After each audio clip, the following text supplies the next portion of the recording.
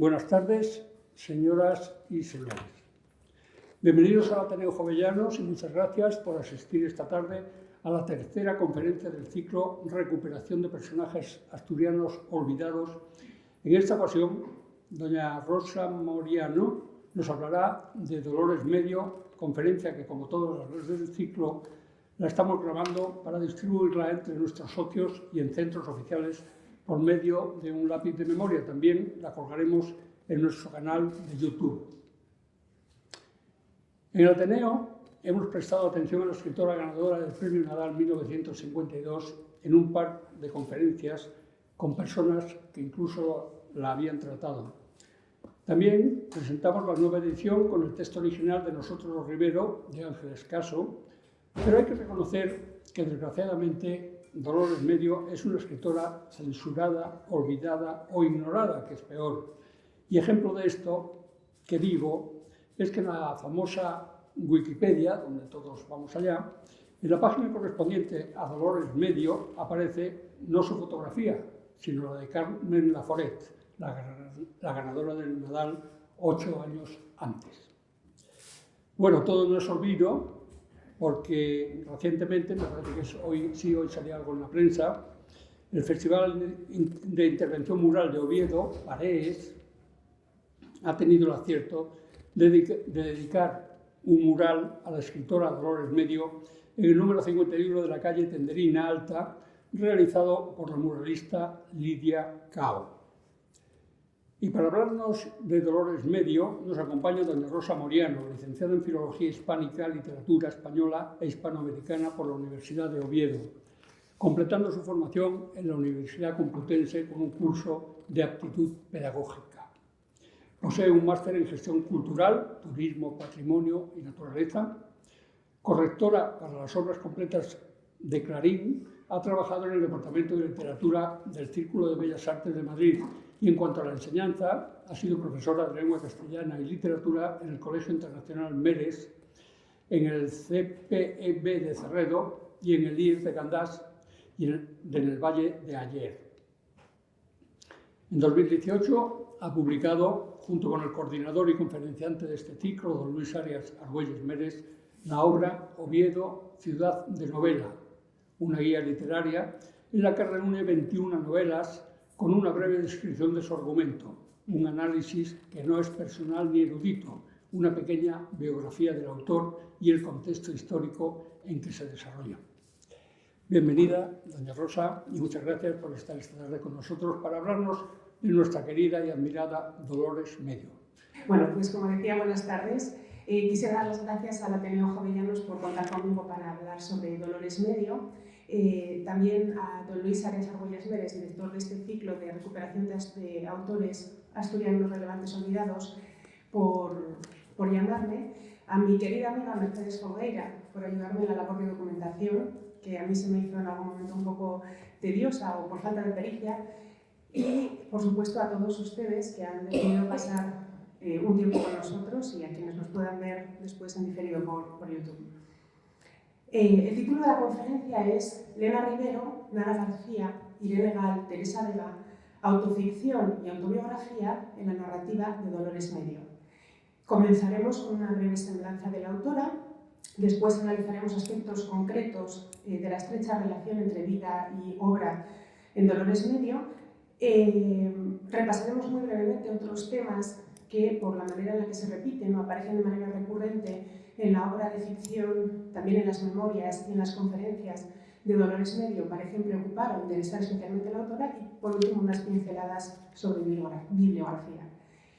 Como es sabido, Dolores Medio nació en Oviedo en 1911, el 16 de diciembre, y quédense con esta fecha, por favor, el 16 de diciembre, volveremos luego sobre ella. Es hija de don Ramón Medio y doña Teresa Estrada. Él es un indiano que ha vuelto de Cuba y de Florida con una discreta fortuna a casarse, bueno, la costumbre, ¿no?, a casarse en su ciudad natal y fundar un negocio con aquella discreta fortuna, y su madre Teresa pertenece a la burguesía acomodada de Oviedo, es decir, bien relacionada, con posibles, etc. Bueno, pues como tenía que ser, se casaron, se trasladaron a vivir don Ramón Medio había traído también de su experiencia cubana a su hija, Fini Medio García, producto de un matrimonio anterior. El matrimonio se casa y se trasladan a vivir junto con Fini y con Lola, la hermana de Teresa, y mientras don Ramón va decidiendo dónde emplaza su negocio, bueno, ya saben, antes de emprender hay que pone su dinero, pone el capital indiano que ha traído en una banca, en la banca Álvarez, y esta banca, como 3 meses después del matrimonio de casarse, quiebra y deja a la familia en una situación bastante comprometida. Don Ramón se repone, y esto es algo que ocurrirá una y otra vez, ha ocurrido previamente en su vida y volverá a ocurrir. Renace de sus cenizas como el ave fénix. Con un crédito, con un remanente que no había metido en el banco, logra fundar la Gran Taberna Española, que es una tienda de ultramarinos finos, género selecto, etc. Pero poco tiempo después, de nuevo una sacudida económica, la tienda se quema. Los demás negocios que estaban, el Hotel Covadonga, el Banco Asturiano, pues bueno, dejando a un lado la incomodidad del tiempo que están cerrados, etc., estaban asegurados. No así la tienda de los Medio. Se conoce que don Ramón no estaba al día con la cuota del seguro, quizá en ese intento de ahorrar unos durillos con la situación. Así que se ven lanzados, imposible rehacer aquel negocio, ya estaban endeudados, a lo que Dolores Medio llama una tiendina en el número 10 de la calle de la Universidad. Se acabó el género fino, una tienda de ultramarinos sin más. El auténtico golpe llega para la familia un tiempo más tarde. En 1924 fallece don Ramón Medio. Esto es una experiencia traumática para Dolores en 2 aspectos, el afectivo y el económico. En el plano afectivo, sabemos que para Dolores su padre era la persona de la familia con la que mejor se llevaba y al que más quería. Y esto no lo deducimos o no lo imaginamos. En el primer tomo de sus memorias, que se titulan El viejo desván, ella lo dice negro sobre blanco. Dice, mi padre era la persona de mi familia a la que más quería. Él además actuaba como un lubricante en las relaciones entre ella y su madre, que eran muy malas. La madre pertenecía, para entendernos, al Oviedín. Entonces, ella quería lo mismo para sus hijas. Entonces, reprendía y censuraba muchos de los comportamientos de Dolores. Poco femenina, llega sucia de la calle, parece ser que incluso llegó a amenazarla con meterla en un reformatorio. Y en este aspecto su padre era un bálsamo. La llevaba a pasear, le decía, bueno, actuaba como un bálsamo y le decía, sobre todo, de nuevo también quédense con esto, comprendo esas mariposas negras que le atenazan. Quédense por favor con este sentajo de mariposas negras que atenazaban su corazón. Luego está, por supuesto, la desgracia económica, es decir, a este golpe en el plano afectivo, que Dolores se queda sin la persona que la protege y que además ella lo adora, la familia va empobreciéndose poco a poco cada vez más. A fin de cuentas, la señora Estrada había sido criada para llevar una casa con gran diligencia, para hospedar tertulias en su casa, tener conversación agradable, pero no para llevar un negocio. Así que la familia poco a poco se va empobreciendo y la estocada final, curiosamente, se lo da a la misma banca que los había arruinado. Es decir, el edificio donde estaba emplazada la casa tienda, está la tiendina, pertenece a la familia de la banca Álvarez, quienes los habían arruinado previamente, y las desahucian porque quieren demoler el edificio porque amenaza ruina. Así que la misma familia que los había arruinado les da la estocada. De ahí tienen que irse a vivir a una casa que Dolores la describe como fría, húmeda, es una casa de vecinos, un caserón habitado por varias familias a la vez, con cortes en los suministros, etc. Y sobreviven, bueno, pues la tía Lola de vez en cuando va al Monte de Piedad y vende algunas de las propiedades de valor que pudieran tener. El Monte de Piedad hace ventas, empeños y también con el trabajo infantil, es decir, Dolores y su hermana empiezan a trabajar en empleos que puedan desarrollar dentro de casa, en la intimidad del hogar, es decir, rellenan recibos de la contribución, los van a recoger, los tienen en casa y luego los entregan, ensamblan y pintan juguetes para niños y luego los entregan en las jugueterías y algo con lo que creo que se puede entender la diferencia de caracteres entre Dolores y su madre. Hay un momento en el que a una de las hermanas le surge la posibilidad de trabajar como acomodadora en el Teatro Campo Amor y es un trabajo con menos penosidad que esos 2 trabajos que están desempeñando las niñas y la madre lo rechaza de plano porque ese es un trabajo evidente, es decir, sería hacer evidente a toda la ciudad que han pasado a formar parte de la clase trabajadora, que son proletarias puras y duras. Se trabaja en casa donde no te vean. Durante este tiempo, como decimos, las hermanas mantienen a la familia con muchísimas privaciones, pero Dolores ingresa a la escuela normal para estudiar magisterio. Parece ser que no fue tanto por una vocación docente como tal, sino que era una carrera corta y barata y con posibilidades de hacer un retorno económico rápidamente a la familia, de ponerse a trabajar. Esto lo sabemos porque tan pronto como pudo se cesó como maestra. Esto no es obvio para que parece ser, no dicho por ella, dicho por otras personas, que su desempeño como docente fue magnífico, pero no fue realmente una vocación como tal. Y obtiene su título el 24 de junio de 1930. Las fechas relativas a títulos, tesis, etc., las sabemos a través del estudio de la profesora Eun-Hee Kwon, que consultó la documentación, registros civiles, oficiales, etc. Así que si doy una fecha es porque, basándome en el trabajo de esta profesora, asumo que es la correcta. Del 30 al 34 trabaja como maestra interina en diversos colegios de pueblos de Asturias, también como institutriz para los hijos de unos aristócratas gallegos, y en 1931 se produce un hecho que va a ser crucial en su vida. Acude a una conferencia en magisterio y allí conoce a un hombre ligado a la institución libre de enseñanza, seguidor de Ortega, del que se enamora perdidamente. En su libro de memorias, en el primer tomo, titulado En el viejo desván, dice literalmente: conocí al hombre que va a influir poderosamente en mi vida y en mi pensamiento. A este hombre se referirá como él, con el pronombre en mayúscula, ya en el segundo tomo de memorias, en Atrapados en la ratonera, y es el personaje detrás es la persona, detrás del personaje de Máximo Sáenz en Diario de una maestra. Como decimos, tras esos 4 años de interinidades, obtiene su plaza por oposición el 4 de julio de 1934. De nuevo es esta profesora coreana la que nos da el dato exacto. El 4 de julio de 1934 toma posesión de su plaza en Piloñeta, en la aldea de Piloñeta, en Nava. Y allí permanecerá desde ese momento hasta el 3 de junio, hasta el 3 de marzo de 1953, salvo 4 interrupciones. Estas 4 son, en primer lugar, durante el sitio de Oviedo. El asedio de Oviedo ella la pilló en Oviedo, así que desde julio hasta diciembre de 1936 no se puede incorporar a su plaza en Nava. También de diciembre del 36 a octubre de 1937 las tropas rebeldes la mandan a una aldea en la parroquia de Ayones, una aldea llamada Pereda, entre el Tineo y Luarca, en la parroquia de Ayones, a desempeñar trabajo como maestra. Ese tiempo no está en Nava, evidentemente. Tampoco estuvo el tiempo que estuvo depurada por haber sido maestra de la República, y finalmente el tiempo que se va a Madrid. Vamos a ver un poco sobre esto. Como decimos, bueno, en cuanto al tiempo del sitio de Oviedo, el asedio sobre Oviedo, fue terrible pues por lo evidente, como cualquier asedio, es decir, falta la comida, falta el agua potable, falta el carbón para hervir ese agua potable, derivado de todo lo anterior se desata una epidemia de tifus.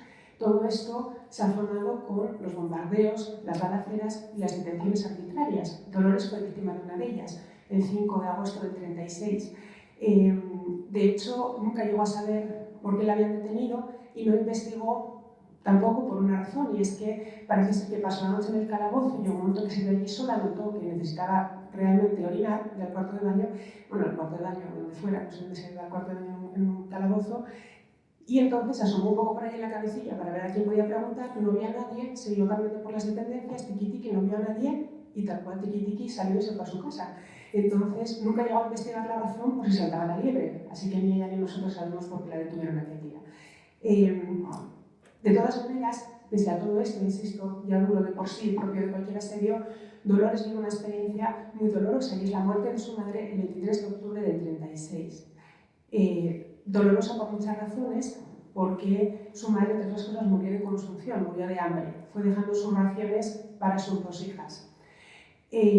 Las monjas a las que ellas fueron a pedirle una taza de caldo, que habían sido beneficiarias, por cierto, Dolores lo explica así en su tomo de memorias, el segundo, habían sido beneficiarias de la caridad de la familia en los buenos tiempos, le denegaron una taza de caldo a una anciana moribunda.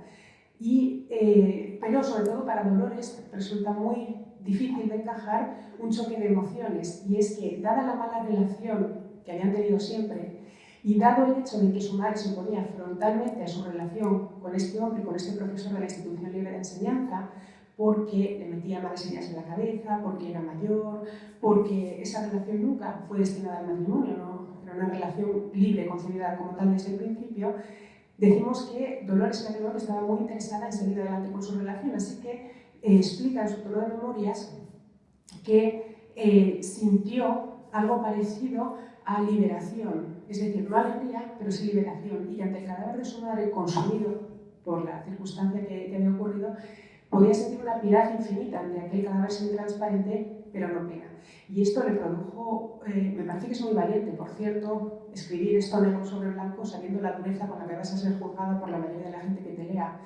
Pero le produjo además un choque de emociones que le hace decirse a sí misma en este tono de memorias: mal bicho, bicho malo, más despreciable aún que las monjitas que le negaron una miserable taza de caldo cuando se moría de hambre.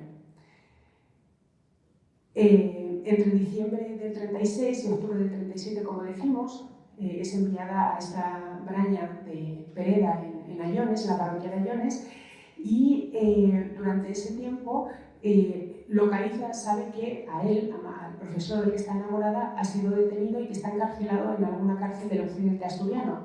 Va recorriendo las diferentes cárceles y siempre me sorprende la valentía de esta mujer, pequeñita como era además. Bueno, aunque seas, no midas 2 metros, hay que ser muy valiente para, sin el salvoconducto que te autoriza, dada la situación en el occidente asturiano en aquel momento, moverte como se movió ella, preguntando por el preso por el que preguntaba, además. Lo localiza finalmente en Castropol y durante un tiempo puede mantener contacto con él, puede visitarlo, entregarle paquetes, etc., hasta que vuelve a perder la pista, hasta que ha sido condenado a muerte, pero eso lo veremos más adelante.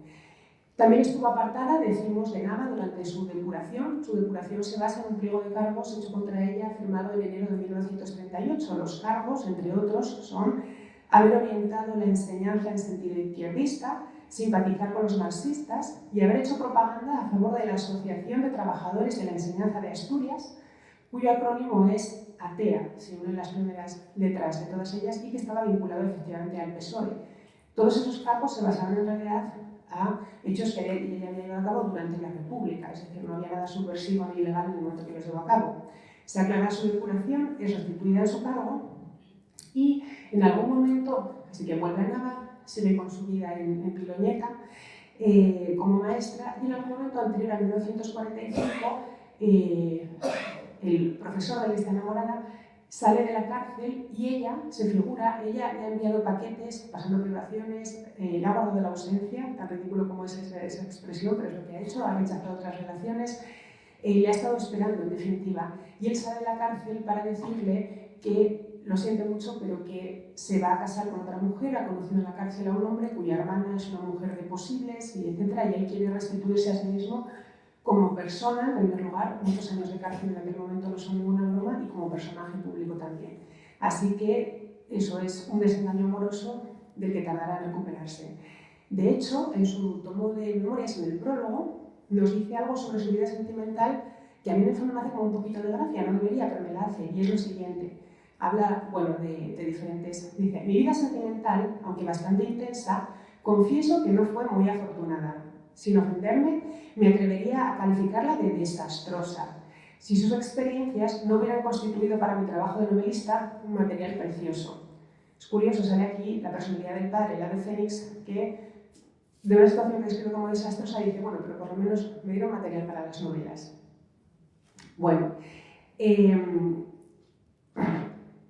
se traslada a Madrid después de esta situación, se traslada a Madrid queriendo retomar un viejo sueño, un sueño que en principio había urdido con él, con este hombre, pero también pues, alentada por el hecho de que su hermana, con la que tenía muy buena relación, ya se había trasladado, trabajaba en una escuela de invidentes, y deja a una sustituta en su escuela de Nava. Y esta sustituta estará allí hasta el año 53.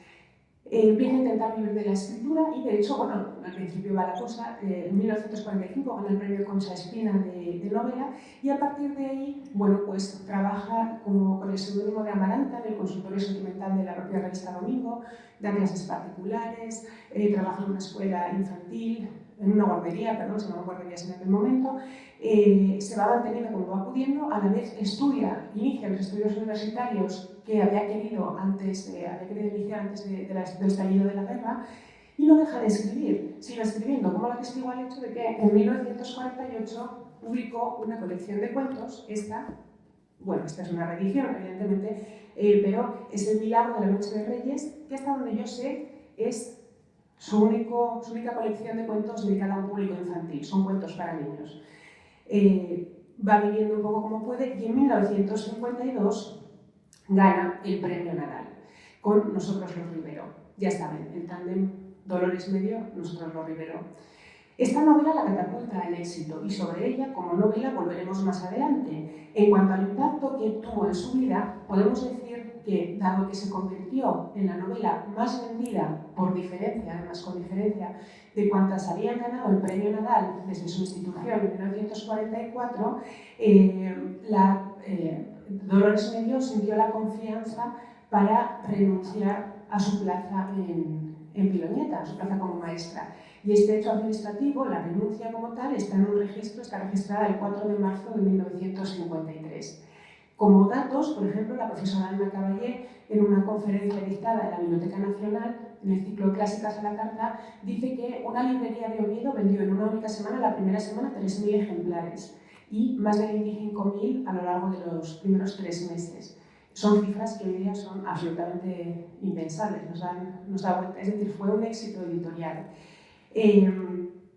A partir del éxito de Nosotros los Rivero, continúa publicando en una editorial de primera línea, como es en aquel momento Destino, por ejemplo, con Funcionario Público, El Pez sigue flotando, El Diario también, El Diario de una maestra, Viviana, las publica con Destino, pero ella es una escritora de raza, quiere seguir publicando en todos los aspectos, sigue publicando también en diarios y, por ejemplo, en 1954, antes de su segunda novela con Destino, publica esta novelita en este formato que no sé si lo ven, son de estas de la novela del sábado que costaban 1 o 2 pesetas, una novela corta, sobre la que volveremos más tarde, más humilde si cabe, esto, que es un libro de bolsillo en sentido estricto, cabe incluso en el bolsillo de un niño pequeño, es decir, es una novelista que puede publicar con una de las editoriales punteras de España en ese momento y lo hace, pero sigue publicando con novelas cortas o cuentos siempre que puede. Bueno, como decimos, publica también El señor García, La otra circunstancia, una colección de cuentos titulada Andrés, otra colección de cuentos titulada El Bachancho, estas ambas dirigidas al público adulto, y El fabuloso imperio de Juan Sin Tierra ya en 1981. En el 81 se crea también la Fundación Dolores Medio, a la que ella accede. He visto en diferentes fuentes diferentes datos, no quisiera equivocarme. En algunos sitios se dice que cede todo su patrimonio y en otros se dice que cede parte de su patrimonio, lo cual, por cierto, yo pienso que sería más inteligente, pero bueno, igualmente cede parte de su patrimonio o todo a la Fundación Dolores Medio, el mismo año que publica el Imperio de Juan Sin Tierra, y en el 88 vuelve a vivir a Oviedo, ya es una señora. Cuando vuelve a vivir a Oviedo, forma parte de la vida cultural de la región. Por ejemplo, en una de las conferencias, tiene un libro que recoge, no sé si lo he puesto por aquí, bueno, si no se fían de mí, se titula ¿Podrá la ciencia resucitar al hombre? Y recoge varias de las conferencias que dictó por España a lo largo de los años, y ahí en una de ellas, que se titula Asturias Patria Querida, por ejemplo, dice que parte de las funciones que tuvo al volver a Asturias participó como jurado del premio Ateneo Jovellanos, en esta casa que nos acoge hoy. También, ahora darme cuenta, no hace falta que se fíen de mí, es este, si alguien quisiera luego mirarlo. Bueno, como decíamos, también otra cosa que me resultó muy curiosa, supe de este dato investigando para esto, parece ser que salía a la calle con un carrito de la compra lleno de libros de su biblioteca personal y los iba regalando a los viandantes que tuvieran algo de interés, porque se iba dando cuenta de que ella ya aquello no lo usaba mucho y siempre, y esto lo dice en sus primeras memorias, siempre quiso ir por la vida ligera de equipaje y como San Francisco, necesitar pocas cosas y de lo poco que necesito, necesitarlo poco a menudo. Así que parece ser que repartía libros de su biblioteca personal. Llega el año 1996 y surge un proyecto que es retomar una novela titulada Senda Común que había sido escrita en los años 60, en el 63, pero que por problemas con la censura no había sido publicada. Además, aquella no había forma, según los censores, de arreglarla ni bien ni mal. Llegó un momento, me imagino, que Dolores se aburrió y para cuando pudo publicarla sin problemas, creo que la estética que recrea ya estaba superada y Dolores era una mujer muy al cabo de la calle, de la estética literaria que imperaba en cada momento, así que probablemente lo fue dejando en esa nebulosa de papeles que todavía se conservan un poco sin explorar o sin ordenar, pero surgió el proyecto de publicar aquella novela, de editarla. Y se iba a presentar, se presentó de hecho, el 16 de diciembre de 1996. ¿Recuerdan? Les he pedido que recuerden esa fecha. Ese día Dolores cumple 85 años. No llega a ver esta novela publicada. Ese mismo día fallece unas horas antes. Por esta razón podemos considerarla una obra póstuma. Se puede discutir el adjetivo, sin problemas. No, y además, argumentos que me den a favor y en contra, les voy a decir que sí a todos, porque no es algo de lo que yo estoy dispuesta a discutir. Póstuma sí, póstuma no, me parece bien. Pero lo que creo que nadie me va a discutir es que fue escritora hasta el último momento de su vida. Decía el profesor Pablo Rodríguez Medina, en su conferencia sobre José Francisca Jovellanos, que leyó en esta misma sala el 3 de septiembre pasado, que, literalmente, de Josefa Jovellanos sabemos poco por pluma propia. Y a partir de ahí desgranaba lo que nos ha llegado a través de los ojos de los demás sobre la propia autora. Es el caso justo opuesto a Dolores Medio. Sobre Dolores nos habla la propia Dolores, en la ficción, en las colecciones de memorias, en las conferencias, en las entrevistas, sobre sus inquietudes, sobre su ideología, sobre su biografía, sobre sus amores. Es ella, no necesitamos recurrir a fuentes terciarias para conocer a Dolores Medio. Queremos centrarnos ahora en la autoficción, es decir, el yo de Dolores Medio que aparece en sus obras. Comprendemos que es poco riguroso aplicar el término autoficción a una producción que se dio entre los años 50 y 80 del siglo XX, ya que el término como tal fue acuñado en 1977. Pero una cosa es cuando se acuña el término y otra cosa es si ya los escritores llevan tiempo produciéndolo en ese sentido. Resumiendo el concepto, podríamos explicar la autoficción como la ficción de acontecimientos y hechos estrictamente reales. En principio podría parecer también qué diferencia hay con las memorias, con la autobiografía, y la hay, porque tanto en las memorias como en la autobiografía la verdad es un valor, es decir, han de ceñirse a la verdad entendida como fidelidad a los acontecimientos para no ser tramposas o para que tengan sentido. Sin embargo, en la autoficción hay un valor superior, que es el de la verosimilitud. El texto ha de ser un conjunto con sentido y autónomo, y si lo es, mezclando esta ficción quizá un poco cambiada, no es tramposo. Vamos a poner un ejemplo, mismamente, de los muchísimos que tenemos en la producción de Dolores Medio, que yo creo que se entiende más claramente. Por ejemplo, su madre fallece, como hemos dicho, el 23 de octubre del 36. Y esto nos lo cuenta en sus memorias. Sin embargo, cuando recrea este hecho en sus ficciones, concretamente en la segunda parte de Nosotros los Rivero, hace que ocurra el 8 de octubre del 34, es decir, en la vida real ocurrió durante el asedio de Oviedo, en la ficción durante la Revolución del 34. Si no fuera autoficción, si fueran memorias, eso suscitaría suspicacias, podríamos pensar, ¿por qué cambia la fecha? ¿Está queriéndonos manipular? ¿Quiere colgarle la muerta a unos y no a otros? Sin embargo, en la autoficción, como forma parte de un texto acabado, completo y complejo, no tenemos ningún problema. El valor de verdad no determina la bondad o maldad dentro de la autoficción.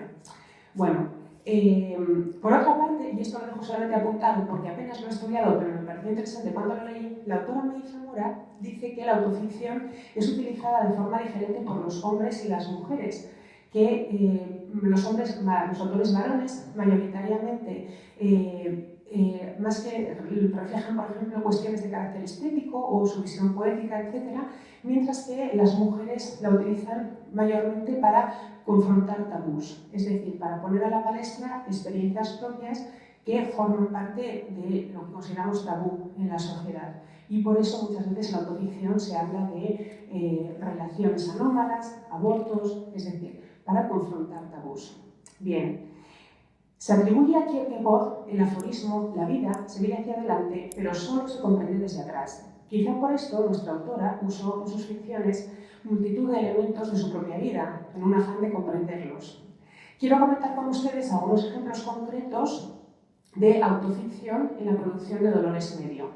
Vamos a seguir el orden cronológico, excepto en el hecho de que la primera novela que publicó, que fue esta, Nosotros los Rivero, vamos a dejarla para el final, por dos razones. Primero, porque la edición que he traído es de 2017, es la última, y segundo, porque quiero, he preparado yo la conferencia.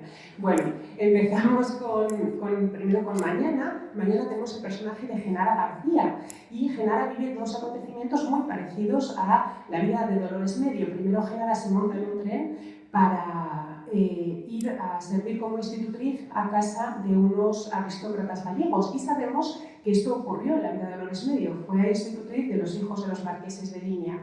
Pero además, en el trayecto del tren, por circunstancias o una avería, conoce a un hombre. Este hombre, por cómo lo describe, podría ser profesor, es decir, es trabajador por su ropa, pero sus manos no delatan un trabajo físico, y mantienen una relación consentida, libre y, según se desprende, bastante placentera para ella. Lo justo, quiero decir, el señor 1954 tampoco entra en detalles, pero esto se parece bastante a lo que comenta sobre sus encuentros con el profesor el tiempo que pudieron. La segunda, de la que vamos a hablar, también en 1954, es Compás de espera, esta mini novelita.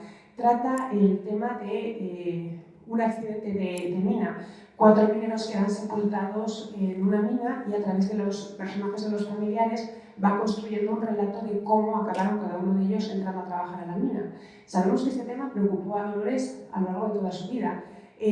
Tanto en la Revolución del 34 como en el asedio de Oviedo, ella ideológicamente apoyó a los mineros. Y después, la razón por la que llegó a pasar en la cárcel, según unas fuentes, un mes y según otras 90 días, fue por una manifestación a la que acudió en la Puerta del Sol en apoyo de los mineros. Pasamos ahora a Diario de una maestra, una obra de 1961, en la que, con ciertas licencias referentes a personajes, fechas, nombres, ya saben, esta novela recrea su etapa como maestra rural en un pueblo de Asturias. En este caso, la protagonista ya no es Genara García, es Irene Gal.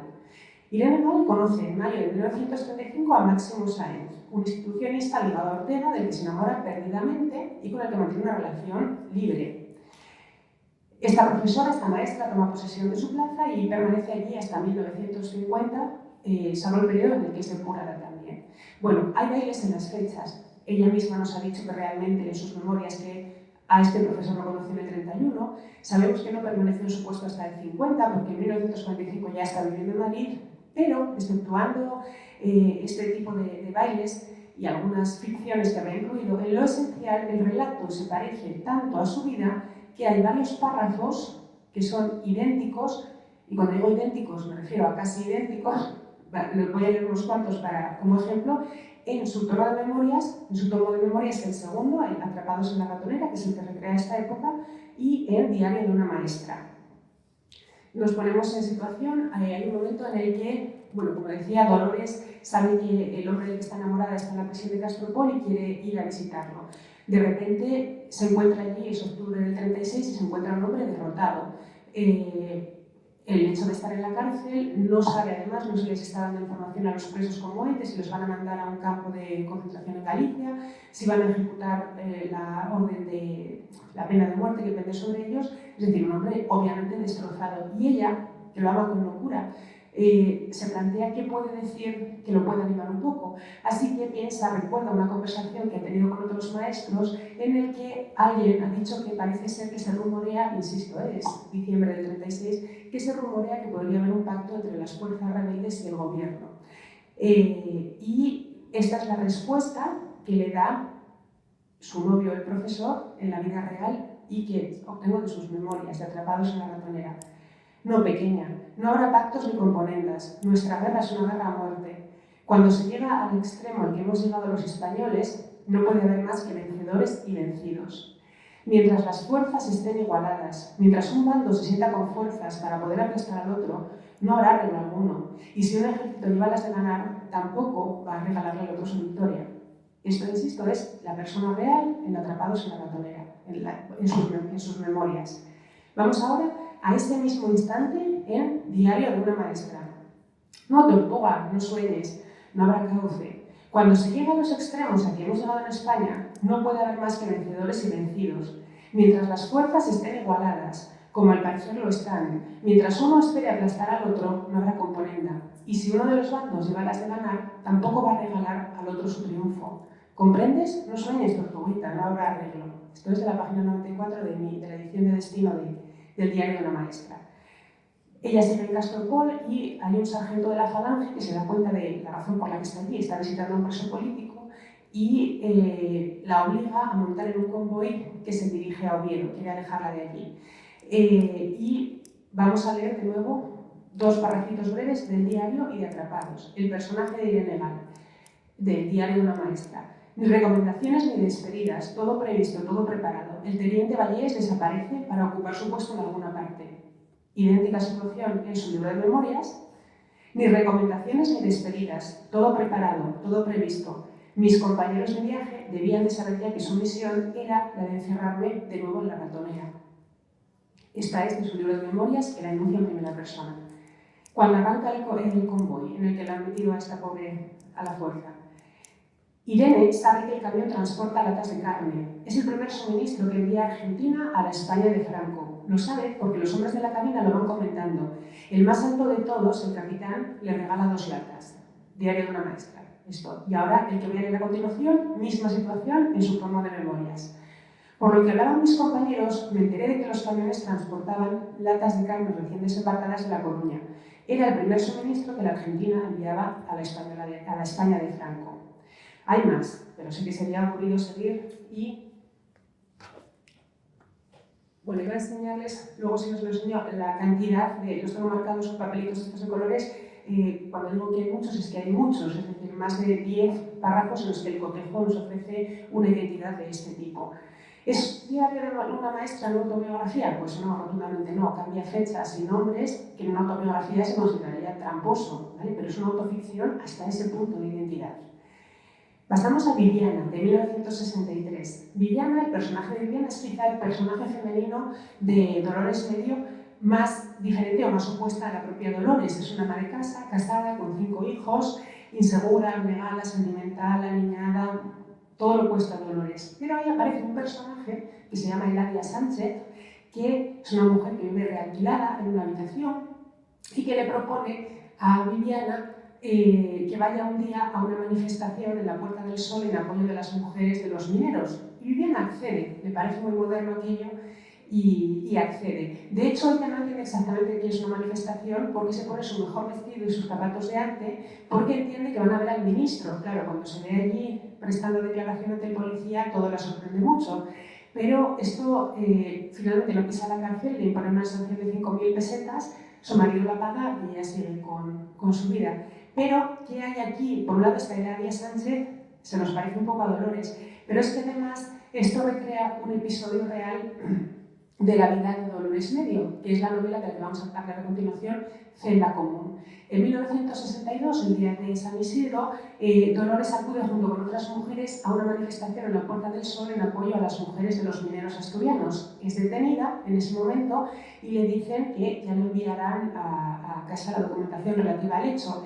El hecho son que imponen una sanción de 25.000 pesetas y puede pagar la sanción o puede ingresar en prisión. Según unas fuentes, decide no pagar la sanción porque no quiere, según otras fuentes, no puede afrontar el gasto.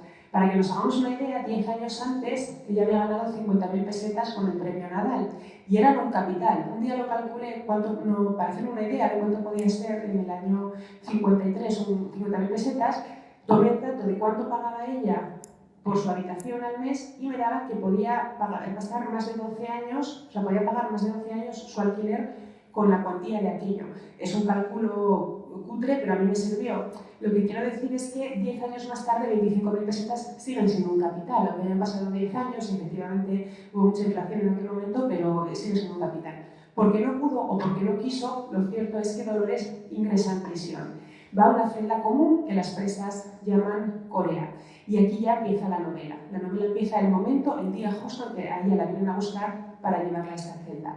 El personaje, en esta ocasión, se llama Teresa Vega, pero Teresa Vega resulta que es una novelista que está allí por esta manifestación de Sol, tiene inquietudes políticas y feministas y está en la cárcel de Ventas por no pagar la multa.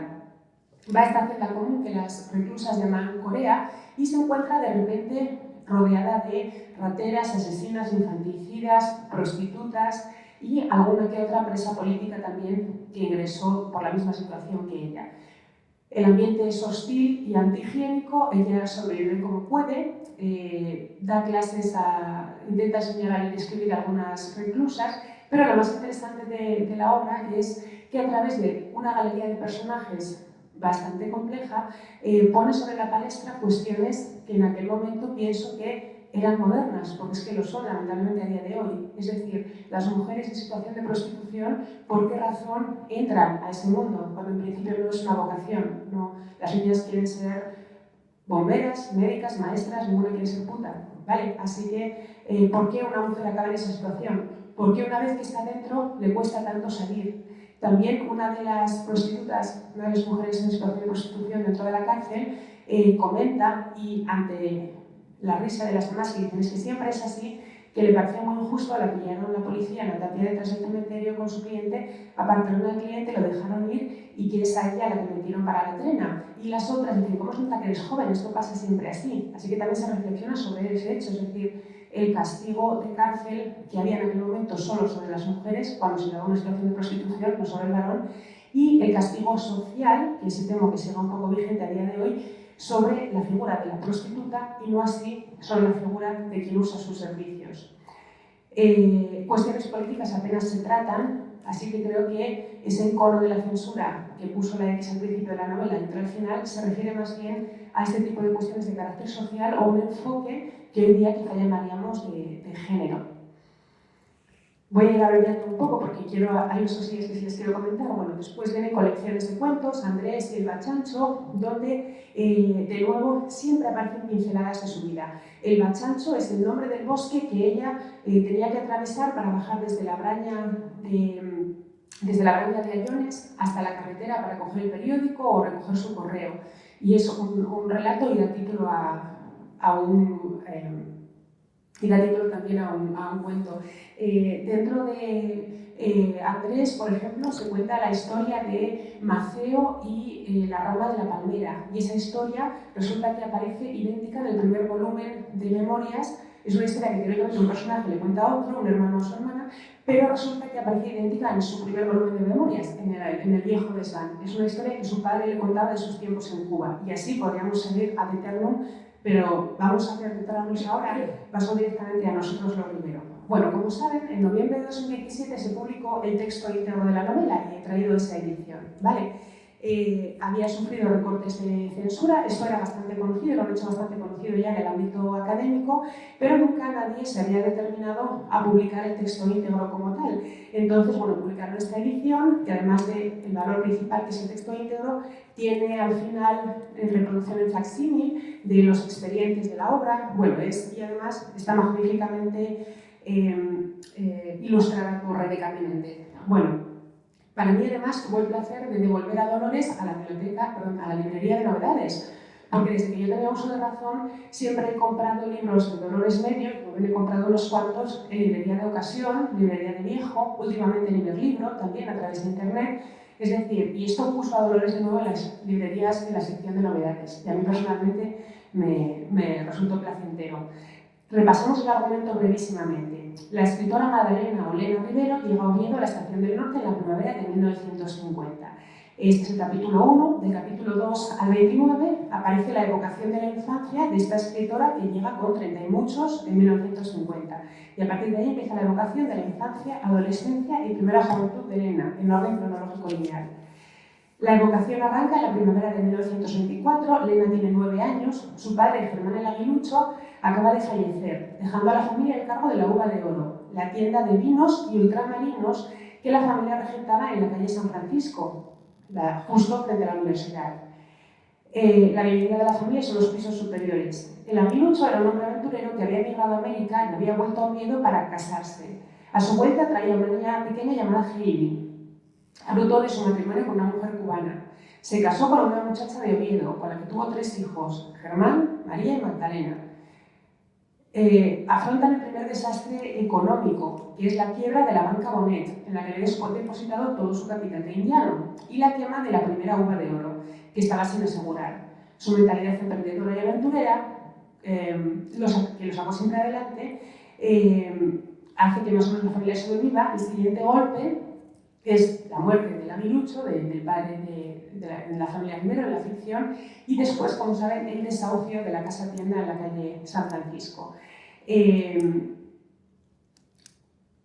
Bueno, y por cierto, la madre de la familia lamenta que esta estocada se lamenta la familia Bonet, que eran los dueños de ese edificio, que los desahucia, que eran los mismos que eran los dueños del banco que les había perdido el dinero. En la segunda parte, la familia se traslada a una casa de vecinos en la calle San José, húmeda, incómoda, alejada del centro. Es la muerte social de la señora Rivero, porque ya no recibe visitas, no hay tertulias, no tiene nada que ofrecer, y a lo largo de la pobreza las amistades solamente permanecen las buenas, como sabemos. La tía Mag empieza discretamente a vender lo que puede en el Monte de Piedad. Las niñas empiezan a trabajar, rellenan requisitos para la administración, pintan juguetes a mano. Aprovechando la situación, Jáuregui, un amigo de la familia, comete una agresión sexual sobre Elena, que no llega a consumar porque ella responde con violencia. Después de este episodio tan desagradable, Elena vive una etapa como de misticismo, se plantea incluso que quiere ser monja. Finalmente, bueno, entre tanto, se proclama la Primera República, siguen pasando los años, la Revolución del 34, su hermano Germán se suma a la Revolución del 34, sale una noche, un 5 de octubre, y ya no lo vuelven a ver nunca, y la madre muere durante el tiempo de la Revolución del 34. Hay un pequeño salto a febrero de 1935, las dos hermanas que quedan vivas, lo que queda de la familia, se despiden deseándose mucha suerte. María va a partir a las misiones en Filipinas o algún sitio muy lejano, no recuerdo ahora, y Lena se dispone a ir a Madrid a ser escritora. La autoficción o el yo de la autora se manifiesta en múltiples aspectos, como hemos podido ver. Con ciertas licencias relativas a nombres, fechas, algunos personajes, Lena Rivero es sin lugar a dudas un trasunto de Dolores Medio, incluso en el nombre, porque la propia Dolores nos informa en sus memorias de que Rivero es el segundo apellido del padre. El padre es Ramón Medio Rivero. Las demás semejanzas son evidentes, la pasamos un pelín nada más. El indiano que regresa con una hija de América, la boda con una mujer de la burguesía acomodada, que el matrimonio viva con la tía soltera, la quiebra de la banca, la fundación del negocio, el incendio, la muerte del padre, el desahucio auspiciado por la misma familia que nos había arruinado con la quiebra del banco, la ruina económica, la pérdida del estatus, el trabajo de los 14 años para sacar a la familia adelante, etc. También en lo relativo al carácter. A Lena, su padre le ayuda cuando le azotan las mariposas negras. Y lo cita así en la novela. Este sintagma que les pedí que recordaran antes. Mariposas negras aparecen en sus memorias y también en la novela El pez sigue flotando, donde reaparece el personaje de Elena Rivero. Tiene el personaje una mala relación con su madre desde la infancia, desea ser escritora e independiente. A propósito de esto, me gustaría que reparásemos en dos aspectos. ¿Qué se censuró en el texto original y qué maravillosa vuelta de tuerca a la autoficción se produjo tras la publicación de la novela? En cuanto a qué se censuró en el texto original, hay tres aspectos que entran dentro de lo esperable. Lo que tenga que ver con la religión, con la política y con la moral. Con la religión le censura, por ejemplo, el momento en el que Elena ve una estampa de la Virgen y le recuerda a la diosa Juno, eso fuera, no está en el dogma. Sobre la moral, se rebaja muchísimo la tensión de la escena de la agresión sexual de Jáuregui, por ejemplo. En cuanto a política, le quitan, sobre todo en la segunda parte, a propósito de la Revolución del 34 o de la República, le quitan comentarios del tipo cómo algunos vecinos de la ciudad apoyaron la proclamación de la República con banderas o diferentes distintivos en sus balcones. Pero esto entra dentro de lo esperable o lo comprensible, dada la situación, una dictadura con censura activa. Hay un párrafo, sin embargo, cuya prohibición por parte de la censura no podemos explicarnos por razones religiosas, morales ni políticas, y que es además especialmente largo. No quisiera equivocarme, pero si lo he mirado bien, es con diferencia el más largo de los párrafos seguidos de la novela. Ocupa desde las páginas 267 a 269 en esta edición, la nueva, la de 2017. Y se corresponde con un diálogo entre Elena y su hermano Ger, en el que ella expresa su sueño de ser escritora. No hay mención a ninguna otra cosa, es una chica expresando su sueño de ser escritora. Leo un poquito. Si tú supieras con cuánta ilusión escribo mis novelas y cómo me gustaría verlas publicadas y sentir el halago de la gloria y la popularidad acariciarme. Continúa desgranando en qué consiste su sueño profesional, etc. Es un párrafo blanco en todos los aspectos. ¿Cómo nos explicamos esta elisión? Creo que simplemente desde una misoginia galopante, es decir, no solo no puedes serlo, es que no queremos ni que te atrevas a soñarlo. En cuanto a la vuelta de tuerca a la que aludíamos antes, hemos de recordar que la mujer que se presenta al Nadal vive realquilada en una habitación de la calle Bretón de los Herreros y si bien ha tenido algún modesto éxito en el mundo de la literatura, recuerden el premio, la coleccioncita de cuentos para niños, no puede vivir de ello, ni se lo plantea, no puede ni siquiera pagar un piso, está realquilada. Es decir, Dolores ha ficcionado para el personaje, basado en su propia infancia y primera juventud, un futuro como escritora que a ella se le mostraba esquivo. Ha creado el personaje que le gustaría ser en ese momento. Lena Rivero, la que llegó a Oviedo en 1950, dice que es una escritora de éxito y de historia escrita textual que defendía en sus artículos y sus novelas la influencia de lo hereditario sobre el ambiente, una escritora de éxito. Paradójicamente, esta novela convirtió a Dolores en el personaje que ella había ideado. El éxito de la novela fue tal que le permitió renunciar definitivamente a su plaza en Piloñeta. Sabemos que pasó el 4 de marzo del 53. Recuerden, 3.000 ejemplares vendidos solo en una librería de Oviedo la primera semana. Este giro nunca deja de parecerme hermoso. Es la autora que creó al personaje que a su vez creó a la escritora profesional. Algunas tesis de Ortega están presentes en la narrativa de Dolores Medio, como es el caso de la importancia entre la relación entre el individuo y su circunstancia, así como la incapacidad para conocer la realidad tal cual es, que la realidad es incognoscible. Ortega utiliza nos lo presenta a través de una naranja, esa naranja que nunca podemos ver desde todos los ángulos, en las meditaciones de Quijote. Dolores Medio utiliza una silla que diferentes alumnos en una clase de arte pintan desde diferentes perspectivas y además cada uno empleando una técnica diferente y todos son la misma silla y todas son válidas. La profesora Ana Caballé sugiere un enfoque a este respecto sobre el individuo y la circunstancia que nos parece muy interesante, que es que Ortega ofrece una aproximación individualista y proactiva. De hecho, la cita completa es yo soy yo en mi circunstancia y si no la salvo a ella, no me salvo yo. La relación del yo y la circunstancia en Dolores Medio parece ser de carácter colectivo. No está escrito en ninguna parte, es la opinión de la profesora Ana Caballé, pero a mí me convence. Es decir, la literatura de Dolores Medio es algo así como yo soy yo por mis circunstancias. Lo cual podría explicar el interés de la autora por convertir su yo en material narrativo y también explicaría la presencia recurrente de ciertos temas en sus cuentos y novelas, el trabajo infantil, los hijos de las mujeres prostituidas, las personas sometidas a ambientes degradados de los que no pueden salir, la forma en la que se animaba a los niños varones a pelear como una especie de rito iniciático para pasar a llamarlos hombres, etc. En conclusión, si todos los escritores convierten en material literario una porción de sus propias experiencias, anhelos, preocupaciones, esto es llamativamente notorio en Dolores Medio. Hemos apuntado más arriba que ella nos hizo llegar por pluma propia lo que quería que supiéramos de ella y que esto la hace un contrapunto de la figura de Josefa Jovellanos. Quisiera terminar mi intervención con dos anécdotas que nos relata Dolores Medio en Atrapados en la ratonera, que relacionan a esta autora con dos otros notables personajes de los que se va a hablar próximamente en este ciclo. Nos cuenta, en primer lugar, cómo supo de la detención del rector Leopoldo Alas, el hijo de Clarín.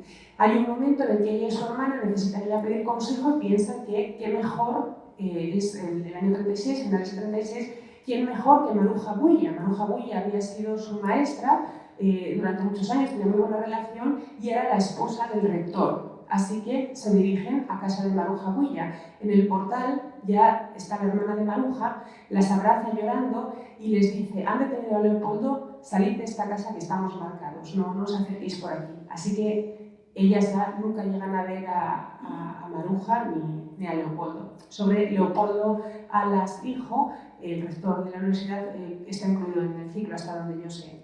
Sí. Por otra parte, en abril de 1937, Dolores va a Luarca desde la cabaña donde trabajaba y la brilla en ese momento ya había sido tomada por las tropas rebeldes. Se sienta a descansar en un banco y se le acerca una niña que, cito literalmente, desde el pequeño pedestal de sus 8 o 9 años, le relató la angustia con la que había vivido, cómo los perros habían perseguido durante 2 noches a una persona que se había refugiado, un amigo de la familia que se había refugiado en su casa hasta que se echó al monte para no comprometerlos. Y sabían que lo habían matado, que le habían dado caza y los niños habían oído durante 2 noches los perros por el monte. Este hecho les sobrecogió a Dolores, una niña tan pequeña, contando eso. Pasaron muchos años hasta que estas dos personas volvieran a encontrarse, esta vez en el Instituto Internacional de Boston, donde reconoció a aquella niña luarquesa convertida en profesora de literatura, ensayista, poeta y novelista. Soy Aurora de Albornoz, le había dicho la niña en el parque muchos años antes. Aurora de Albornoz también está incluida en el ciclo de recuperación. Paso a indicarles la bibliografía consultada de Ana Caballé, la conferencia que dictó en la Biblioteca Nacional, titulada Todos somos culpables de algo, en el ciclo Clásicas a la carta. Para la autoficción me he documentado en otro artículo titulado Cansados de yo, publicado en el suplemento Babelia en 2017, sobre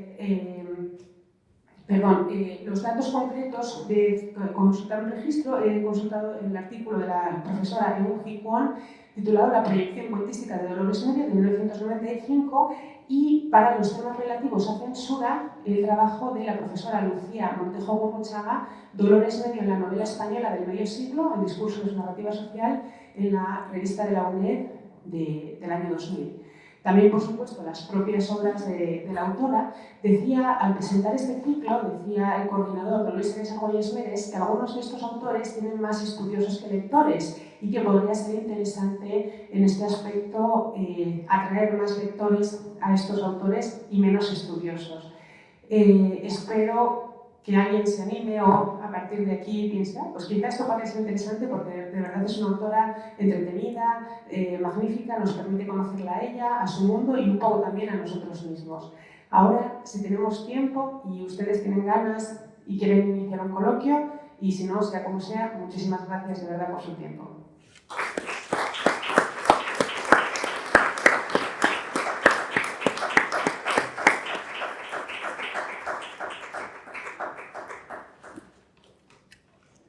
Muy bien, si hay alguna pregunta o tienen alguna duda o quieren alguna ampliación después de esta magnífica exposición. Bien, muchas gracias, doña Rosa. Y a ustedes solo... Se presentó Perdón. aquí el libro, esta reedición Sí. que me parece que fue Ángeles Caso. Sí, ya lo dije. Sí, sí. Que se presentó aquí. Sí, sí. Tuvo Ángeles Caso y... Sí, sí, sí. Además tenemos un socio del Ateneo que él confesó que había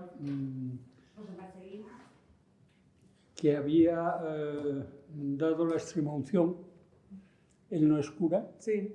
había estudiado para cura, era amigo de Dolores Medio. Dolores Medio le dijo que tenía futuro como escritor, es poeta, escritor, pero vamos, no es muy famoso y no se dedica a la literatura, y que había estado en el lecho de muerte con ella y que le había dado la extremaunción. Sabía el ritual y todo esto, pues se lo hizo y Santa Pascua.